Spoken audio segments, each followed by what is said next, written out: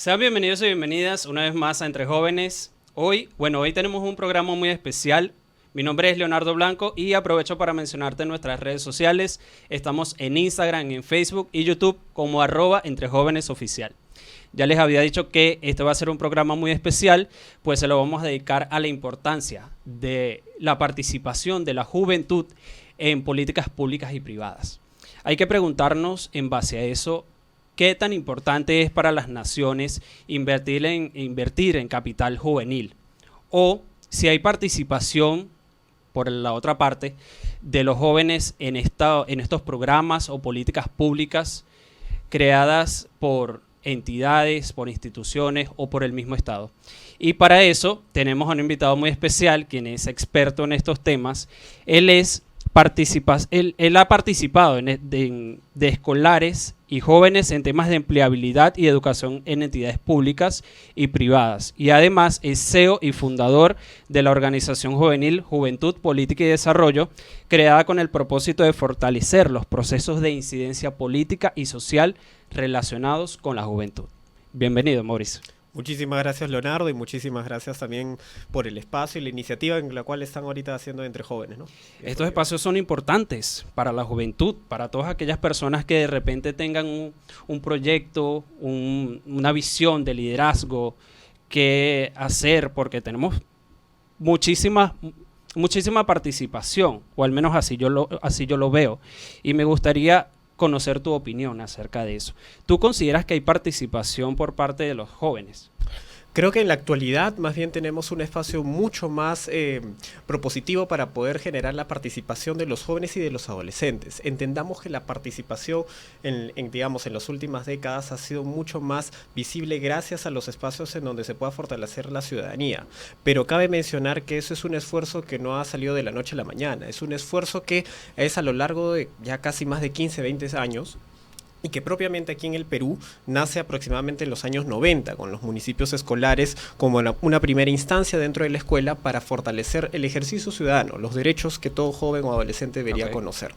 En ese trayecto creo que ha sido un antes y un después también para poder tener un espacio en donde los jóvenes puedan también poco a poco fortalecer aquellas habilidades blandas que ahora se les llama, pero de interacción y compartir para trabajar en equipo, ¿no? Hay cosas que quizás todavía el reto es muy grande, creo que 15, 20 años de lo que va en nuestra historia, todavía es un reto mayor de poder fortalecer ahora los espacios organizados, de elevar las voces de manera oportuna, pero también el tema de cómo articular esfuerzos, algo que quizás es el próximo reto en los próximos años. ¿Qué rango de edad tal vez es la más participativa en estos programas? Ahorita los más interesados se ve que es entre 17 hasta los 24 años, pero es que ese es el rango en donde por lo general un joven puede tener la mayor predisposición tanto en tiempo, en logístico y también de que pueda conseguir algunos recursos que muchas veces es la limitante en la mayoría de los que muchas veces se involucran también en esos espacios. ¿Y por qué en este rango? Porque antes también es el desconocimiento, es el apoyo familiar que muchas veces se depende. Y después de los 24 ya uno comienza también a ver cuáles son los retos que uno asume en su proyecto de vida, ¿no? Ya sea a nivel profesional, a nivel educativo, en fin, o sea, ya involucra a otros actores. Pero en este rango, que es un espacio creo bastante amplio, es donde también se fortalece cuál es su ruta, su camino en el cual el joven desea, digamos, profesionalizarse, ¿no? Si estamos hablando de entre jóvenes de 17 a 24, 25 años aproximadamente, ¿por qué tal vez no hay participación en personas que están fuera de ese rango? Lo que pasa es que sí hay la participación, y justo lo que mencionaba al inicio, depende mucho ahora cómo fortalecemos los espacios organizados. La mejor forma de poder ver que están participando, tú los puedes sintonizar en voluntariados, los puedes visualizar en temas de las marchas que hubo quizás hace poco en el Perú, el tema de involucrarse siempre en tema, y lo puedes visualizar también a través de las redes sociales. Hay diversos espacios. El tema es que hay que fortalecer espacios organizados en donde ellos puedan fortalecer aquello que quizás como iniciativa propia muchas veces no saben cómo poder encaminarlo o cómo poder fortalecerlo. Y esto lo enfocamos en dos ejes. El primero, de lo que es construcción, de lo que es el trabajo, el proyecto en sí, de lo que quieren plantearse. Y lo segundo es buscar alianzas. Estas dos cosas creo que son claves porque después en el proyecto de vida que uno decida tomar son los que finalmente involucra a lo largo del tiempo. Pero también hay un tema que a nivel juvenil es lo que ha generado en los últimos años, quizás esto antes de la pandemia, es la desconfianza también hacia los propios espacios juveniles. ¿Y esto por qué? Porque muchas veces han encontrado espacios en donde quizás no era el 100% juvenil o las influencias que tenía, fueron un veto, fueron una pared que muchas veces se enfrentó y que no generó, digamos, el tema de continuar en ese Claro, espacio, que era ¿no? justo lo que estábamos conversando acerca de la credibilidad de las organizaciones y del Estado con la juventud y sobre todo ese rango de edad, de entre 17 a 24 años. Así es. Que tal vez por ser joven no tienes la experiencia o no tienes todo el perfil que yo necesito sino que se había estado acostumbrando a personas que estaban fuera de ese rango a que hicieran esas incidencias, a presentar políticas públicas, a presentar proyectos. Ajá. Hay, por ejemplo, que siempre enfatizo, y es que cuando uno está en la escuela o cuando uno está iniciando en estos espacios, nadie tiene experiencia, desconoce muchos procesos y cómo poder llegar. Y una de las cosas por qué es necesario el tema de agruparse, y lo que mencionabas en su momento previo a la conversación de este espacio, era... Creo que la ausencia de tener por lo menos espacios visibles que te generen un primer contacto para decir, esta es la ruta, no lo hay todavía. Pero eso también es una oportunidad para que el joven, de acuerdo a lo que él desea y busca, pueda agruparse con las personas más cercanas, con los amigos del barrio, con los amigos de la universidad, de la escuela, en fin. Pero con que sea un grupo en donde quieren hacer un accionar puntual, se enfocan en hacer algo que quieren cambiar o que han visto una problemática que quieren visibilizar, con eso comenzar poco a poco a impulsarse sobre las acciones en las cuales pueden ellos hacer de primera mano, ver sus primeros recursos. Y créeme que con ese primer espacio es la ventana perfecta para poder ampliar todo aquello que ellos después quieran generar. ¿Y por qué lo simbolizo de esa manera? Porque en el camino, en el trayecto, vas a encontrar personas que verdaderamente también van a identificar que eso es un problema, que podemos apoyar esa causa, y quizás ahora los que ya somos más jóvenes, ya de 26, 27 años, poder apoyar sobre aquello que nosotros también creemos, porque quizás en su momento nosotros no nos dieron ese espacio, pero sabemos que ese es el primer camino para poder enrumar muchas cosas que generalmente ahora hacemos también nosotros, ¿no? Entre las debilidades, pero también las fortalezas de lo que hemos aprendido en lo largo, ¿no? O sea, lo que me quieres decir que el trabajo no solo va con los jóvenes, sino también con las organizaciones, crear espacios, fortalecerlos. Sumamente esencial, porque con ello tú puedes comenzar a fortalecer también la experiencia de cada uno. Compartir en estos espacios como organizaciones, un trabajo de equipo es fundamental para generar el legado. Y hablo de esto porque uno, cuando comienza a mirar hacia atrás, por ejemplo, ¿cuál es el primer repositorio, las experiencias que ocurre dentro del proceso, por ejemplo, en municipios escolares aquí en Perú? Tú lo ves que puntualmente eso se radica sobre la legislación y las ONGs que en su momento acompañaron estos espacios. Pero además te ayuda a poder ver cuáles fueron las falencias que hubo en su momento, los cambios generacionales que también ocurren en esa etapa y cómo podemos seguir fortaleciendo que es un derecho el tema de tener una ciudadanía activa, pero también espacios en donde te fortalezcan en ese camino, ¿no? Entonces, en esa misma línea, ¿qué cualidades debe tener un espacio para que tú digas, entonces sí tengo un espacio adecuado para que mis jóvenes que presentan estos proyectos puedan sentirse motivados, incentivados a participar en ellos? Creo que radica en 3 ejes fundamentales. Primero, el tema de ser transparentes, porque eso te ayuda mucho para construir lo segundo, confianza, y que en esta confianza fortalezca la honestidad sobre lo que se quieren proyectar. Porque de nada sirve que tambalee uno del otro, creo que es un engranaje puntual para poder entendernos entre también los retos que uno asume, porque es una etapa en donde cruza la adolescencia y la juventud. Entonces también va en busca de su identidad del joven.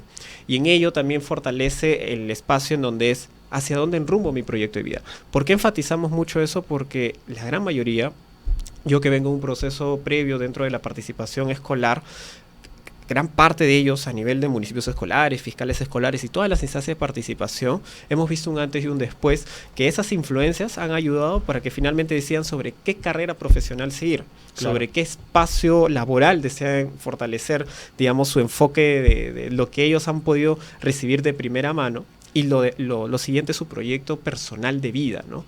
Y eso también ha sido gracias a que en su camino, poco a poco, han podido también encontrar otras referencias que le ayudan. Porque, ojo, lo que ahorita tenemos es la falencia de no tener un camino con asesoramiento, lo que se mencionaba en su momento, o tener el acompañamiento dentro de los espacios organizados.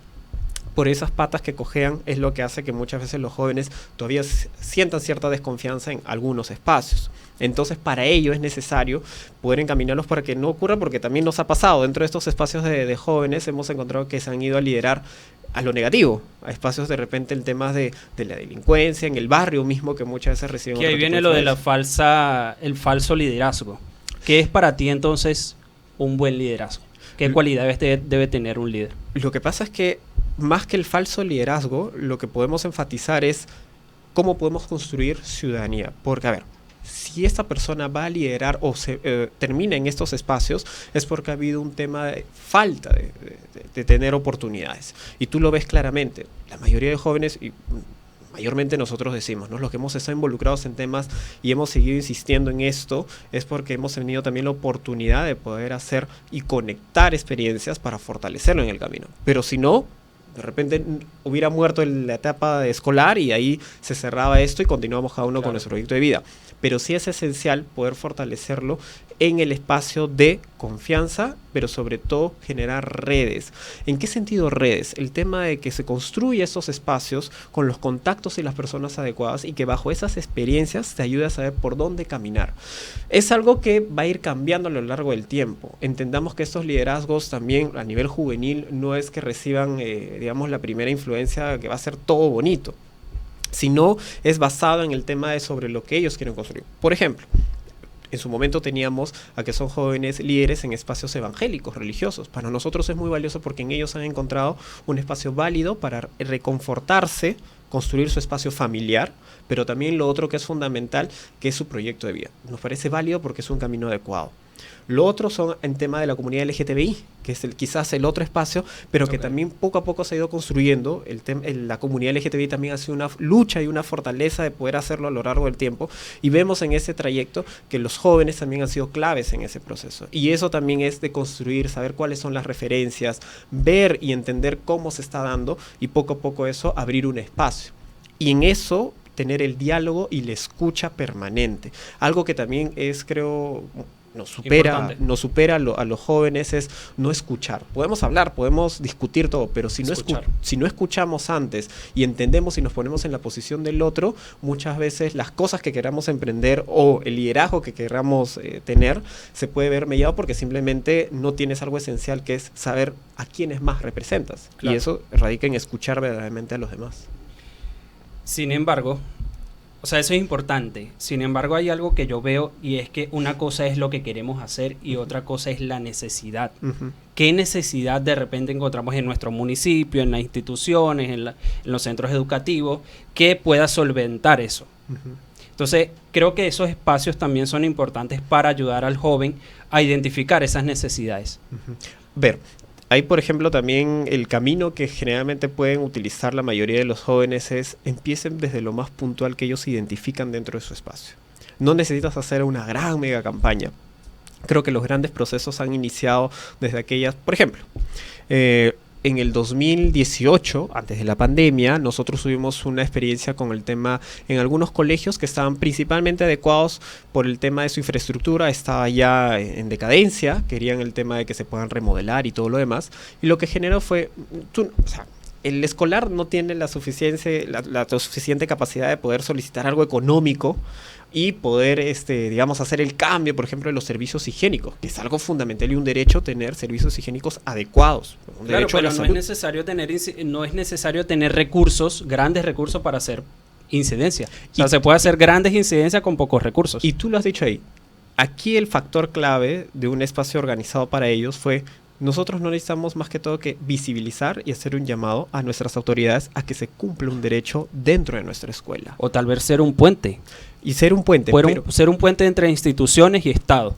Ser voceros. Pero empecemos desde el espacio en donde ellos todavía están en plena etapa de construcción, donde ellos todavía quizás no tienen la vocería, pero con una carta, tú sabes que muchas veces en las instituciones públicas la evidencia, el documento manda, y para ellos la experiencia que surgió, que fue muy fructífera, fue enviar una carta solicitando al director del UGEL que por favor necesitamos ayuda, porque en nuestra escuela los servicios higiénicos no tienen agua y digamos los inodores y todo lo demás, los caños están inutilizables. Claro. Y eso generó una bulla, porque si un escolar envía hacia sus autoridades superiores y comienza a subir esas quejas, inmediatamente tú sabes que vienen las cabezas a rodar hacia adentro. Pero es un primer espacio que para ellos les ayuda y les fortalece, les genera esa confianza para decir, oye, mira, por acá podemos comenzar a emprender. Y eso después comienzas a generar puentes, porque lo que pasó después es que tú tienes a los mismos escolares involucrados con el director de las autoridades educativas, tanto a nivel del UGEL, que serían las unidades de gestión educativa local,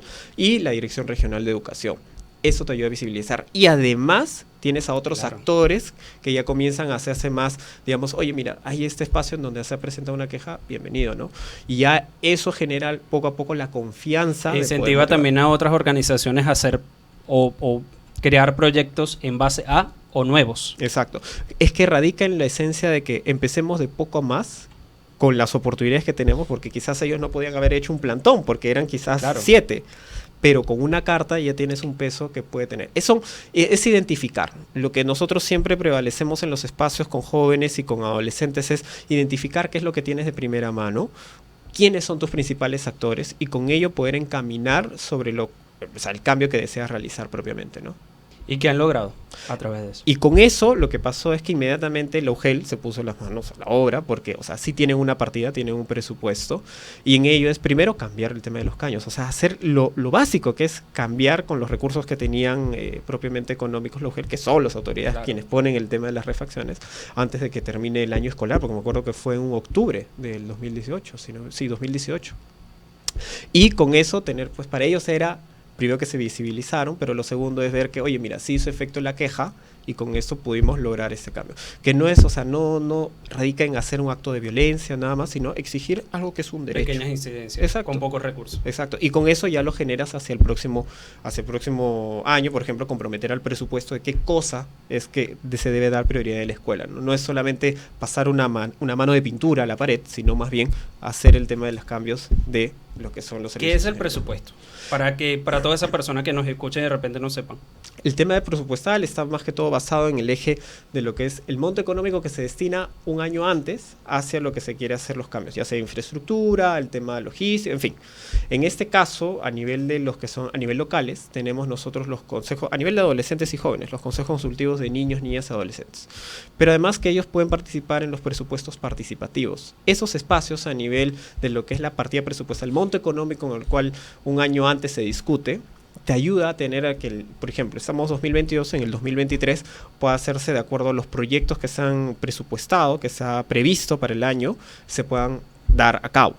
En este caso, a nivel de jóvenes, tú puedes enfocarlo ya sea en obras, en acción de labor social propiamente, por ejemplo, para cubrir los que son de las comunidades que son más vulnerables dentro del espacio, pero además también están dentro de los que son apoyos, dentro de lo que viene a ser los derechos básicos, como por ejemplo, si tú vas a Villa María del Triunfo, la mayoría del enfoque de presupuesto participativo está enfocado al tema de obras públicas, pero si tú vas a un espacio como San Isidro, que es por ley en los presupuestos participativos, están más enfocados a fortalecer los vasos de leche que sí hay en el distrito, sobre todo en aquellos que son niños o jóvenes en situación de vulnerabilidad dentro de la zona, ¿no? Entonces, depende mucho de la temática, pero te ayuda en esto, por ejemplo, un espacio poder acercarse y conocer, de tener esa oportunidad de conocer cómo se maneja y cómo son las finanzas y la economía dentro de tu localidad o dentro del espacio en el cual uno interactúa.